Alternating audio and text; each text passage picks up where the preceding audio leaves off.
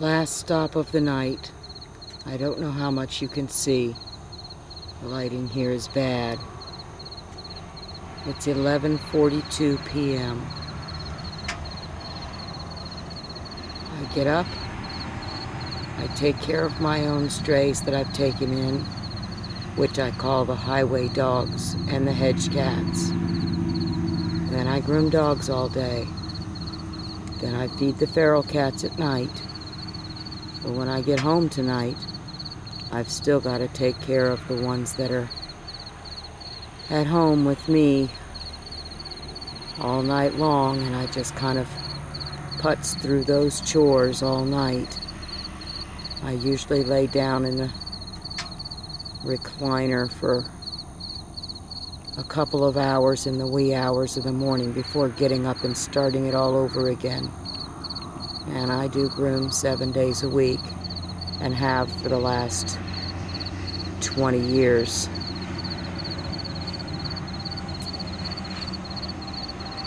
I haven't left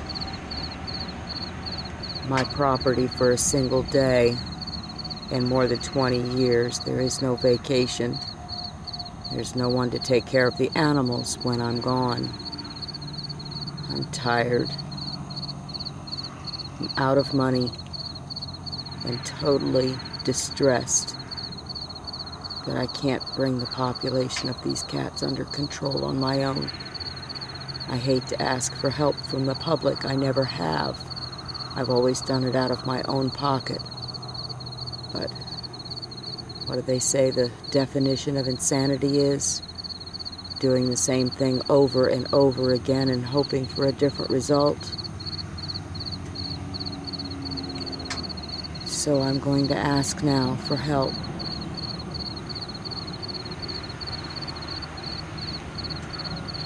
The donations that come in for animals helps them tremendously. I don't know how we would get along without kind people who donate, but I have a different plan. I want to use the donation money to start a small business. And the profits from the business will go towards opening free spay and neuter clinics. The business I have in mind has the ability to really change and grow. I don't believe it will be difficult to start, but I need the startup money to get it all going. It'll take a long time, but I'm hoping to change things around to where cats and dogs own their own businesses, and the profits from the businesses bring in the money to help them.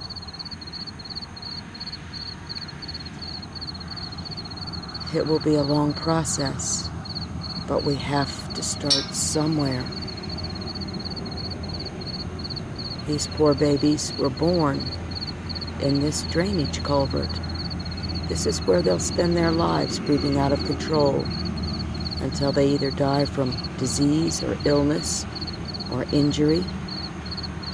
But believe me, they'll be able to pump out quite a few litters before that happens. Even if they weren't getting fed from humans, they can still find enough food to produce litters. They don't live nearly as long that way. And it's horrible. Can you imagine starving to death?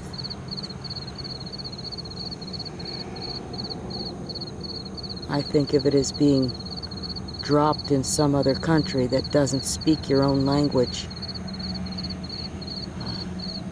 In a country that doesn't like you.